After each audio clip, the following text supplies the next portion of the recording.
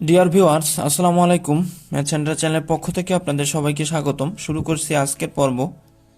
বিভিন্ন চাকরি পরীক্ষায় আসা গুরুত্বপূর্ণ কিছু প্রশ্ন কিভাবে শর্ট টেকনিকের মাধ্যমে আমরা সলভ করতে পারি তা আপনাদের সামনে উপস্থাপন করব। আজকের আলোচ্য বিষয় গড়ের মাধ্যমে বয়স নির্ণয়। তো প্রথমত আমরা একটি প্রশ্ন লক্ষ্য করি। 3 বছর আগে ক ও খ এর বয়সের গড় ছিল 16 বছর। গ তাদের সাথে যোগ দেওয়ায় বর্তমানে তাদের বয়সের গড় 20 বছর। গ এর বয়স কত? প্রশ্নটি এসেছে রেজিস্টার বেসরকারি প্রাথমিক বিদ্যালয়ের সহকারী শিক্ষক নিয়োগ পরীক্ষা 2011। তো আমাদের প্রথম যে অংশটা সেটা আমরা লক্ষ্য করি। বলছে 3 বছর আগে ক এবং খ এর বয়সের গড় ছিল 16 বছর। তাহলে আমরা লিখব 3 বছর আগে ক ও খ এর মোট বয়স আমরা একবারই বের করে নিলাম। কত হবে? 16 গুণ, যেহেতু দুইজন ক এবং খ, তাহলে আমরা 2 দ্বারা গুণ করব। তাহলে হচ্ছে 16 দুগুণ 32 বছর। কীভাবে বের করলাম সেটা আমরা দেখাচ্ছি এখানে শর্ট নোট হিসেবে।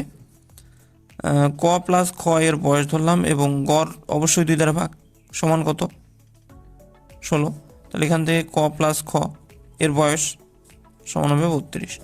তা সেটা আমরা একবারে এভাবে 16 গুণ 2 সমান 32 বছর লিখে ফেলেছি।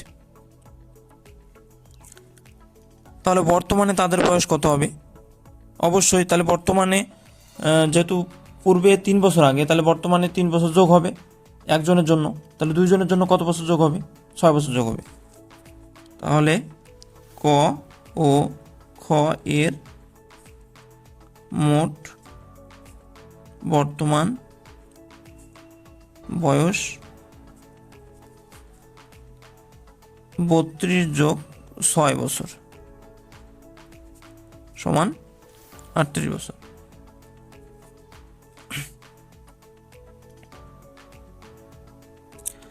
এবং বলছে যে আরেকজন গ তাদের সাথে যোগ দেয় তাদের বর্তমান বয়সের গড় 20 বছর। তাহলে আমরা লিখতে পারি ক খ ও গ এর মোট বয়স সমান 20 গুণ, যেহেতু কয়জন আছে, একজন দুইজন তিনজন, তো 3 জনের বয়স 3 দ্বারা গুণ হবে মোট বয়সের ক্ষেত্রে। তাহলে 3 20 60 বছর। তাহলে আমাদের এখানে ক খ এবং গ এর বর্তমানে মোট বয়স দেওয়া আছে কত? 60 বছর। এবং আমরা পূর্বে পেয়েছি ক এবং খ এর বর্তমান মোট বয়স 38 বছর। তা আমরা যদি 60 থেকে এই 38 বাদ দেই, অর্থাৎ 3 জনের বয়স থেকে দুজনের বয়স বাদ দেই, তাহলে আমরা কিন্তু গ এর বয়স পেয়ে যাব। তাহলে অতএব গ এর বর্তমান বয়স সমান 60 থেকে 38 বাদ দিলে আমাদের থাকতেছে 2 4 2 22 বছর। তাহলে আমাদের অ্যান্সার হবে খ। তো আপনারা ভিডিওটি শুরু থেকে শেষ পর্যন্ত দেখবেন এবং যদি ভিডিওটি ভালো লাগে তাহলে অবশ্যই ভিডিওটি লাইক করুন, কমেন্ট করবেন এবং ভিডিওটি বেশি বেশি শেয়ার করবেন এবং আমাদের চ্যানেলের সঙ্গে থাকবেন এবং চ্যানেলটিকে সাবস্ক্রাইব করবেন। তো আমরা আরও একটি প্রশ্ন লক্ষ্য করি। পিতা ও পুত্রের বয়সের গড় 20 বছর, অর্থাৎ পিতা এবং পুত্রের গড় বয়স 20 বছর। 2 বছর পূর্বে 2 পুত্রের বয়সের, অর্থাৎ 2 বছর পূর্বে 2 জন পুত্রের বয়সের গড় ছিল 12 বছর। পিতার বয়স কত সেটা বের করতে হবে। প্রশ্নটি এসেছে অর্থ মন্ত্রণালয়ের ক্লাস 4 আইটি অ্যাসিস্ট্যান্ট, অর্থাৎ ডাটা এন্ট্রি অপারেটর, রেজিস্টার্ড বেসরকারি প্রাথমিক বিদ্যালয়ের সহকারী শিক্ষক নিয়োগ পরীক্ষা অর্থাৎ আমরা এই তথ্য থেকে দেখতে পাচ্ছি যে আসলে এই প্রশ্নগুলো বিভিন্ন পরীক্ষায় পুনরায় এসে থাকে। সুতরাং আমরা এই অঙ্কগুলো খুব মনোযোগ সহকারে দেখব এবং কয়েকবার অনুশীলন করব, তাহলে এই অঙ্কগুলো আমাদের আয়ত্তে চলে আসবে এবং পরীক্ষায় আমরা খুব সহজেই অ্যান্সার করে আসতে পারবো। তাহলে আমাদের দেওয়া আছে পিতা ও পুত্রের গড় বয়স 20। তাহলে পিতা ও পুত্রের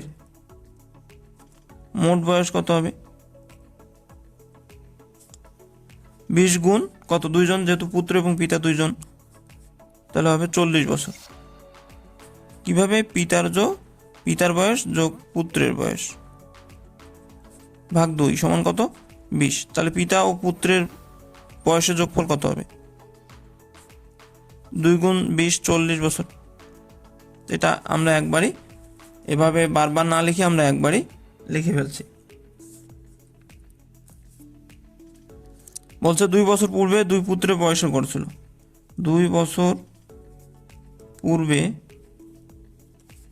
2 পুত্রের মোট বয়স একবারে বের করি। 2 পুত্র, তাহলে বয়সের গড় ছিল 12। 12 গুণ 2 সমান হবে 24 বছর। তাহলে বর্তমানে 2 পুত্রের বয়স কত? বর্তমানে 2 পুত্রের বয়স, তাহলে যেহেতু 2 বছর আগে ছিল, তাহলে 2 বছর পরে 2 যোগ হবে এক একজনের জন্য। তাহলে 2 জনের জন্য কত যোগ হবে? 4 যোগ হবে। তাহলে 24-এর সাথে 4 সমান 28 বছর। তাহলে একজন পুত্রের বয়স কত? তাহলে বর্তমানে এক পুত্রের বয়স হবে 28 ভাগ 2 সমান 14 বছর।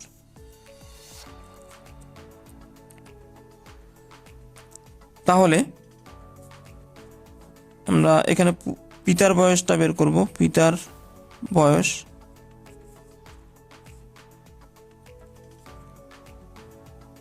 আমরা যদি পিতা এবং পুত্রের মোট বয়স থেকে একজন পুত্রের বয়স বাদ দেই, তাহলে কিন্তু পিতার বয়স চলে আসবে। তাহলে 40 বিয়োগ 14 সমান হবে 26 বছর। তাহলে আমাদের অ্যান্সার হবে ক। এখানে একটি মজার বিষয় হচ্ছে যে আসলে পিতার বয়স 26 বছর এবং পুত্রের বয়স 14 বছর, একজন গড় বয়স আর কি। তো এখানে মজার বিষয় হচ্ছে যে গড়ে 12 বছর বয়সে পিতা বিয়ে করেছে, তা না হলে 26 বছর বয়সে একজন পুত্রের বয়স 14 বছর হয় না। এটা আসলে একটা মজার বিষয়, অর্থাৎ হয়তো বা মজা করে প্রশ্নকর্তা এই প্রশ্নটা করেছে। তো যাই হোক, আমরা আরো একটি প্রশ্ন লক্ষ্য করি। কোন শ্রেণীতে 20 জন ছাত্রীর বয়সের গড় 12 বছর। 4 জন নতুন ছাত্রী ভর্তি হওয়াতে বয়সের গড় 4 মাস কমে গেল। নতুন 4 জন ছাত্রীর বয়সের গড় কত, সেটা আমাদেরকে বের করতে হবে। তাহলে আমরা লিখব 20 জন ছাত্রীর মোট বয়স সমান 12, যেহেতু গড় বয়স 12, তার সাথে 20 সংখ্যা গুণ হবে, 20 বছর সমান 240 বছর। আচ্ছা, বলছে 4 জন নতুন ছাত্রী ভর্তি হওয়াতে বয়সের গড় 4 মাস কমে গেল।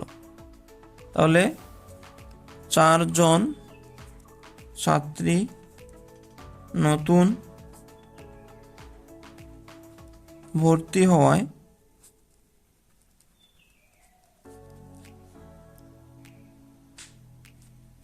বয়স কমে, আমরা যদি, অর্থাৎ গড় ছিল কত বছর? 12 বছর। তাহলে আমরা যদি 12 বছর থেকে 4 মাস কমাই, 11 বছর।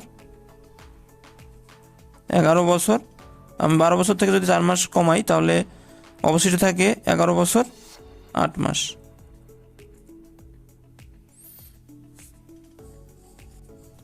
তাহলে মোট ছাত্রী সংখ্যা এখন কতজন? 20 এবং 4, তাহলে 24 জন। 24 জন ছাত্রীর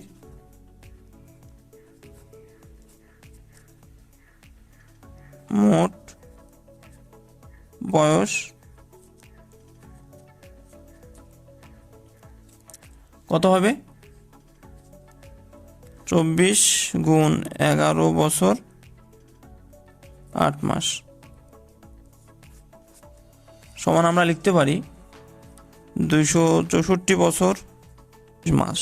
আমরা মাসটাকে যদি বছরে কনভার্ট করে দেই তাহলে এখানে চলে আসবে 264 যোগ 16, এই 100, এটাকে 16 বছর হয়ে যায় কনভার্টে, সমান আমরা লিখতে পারি 280 বছর।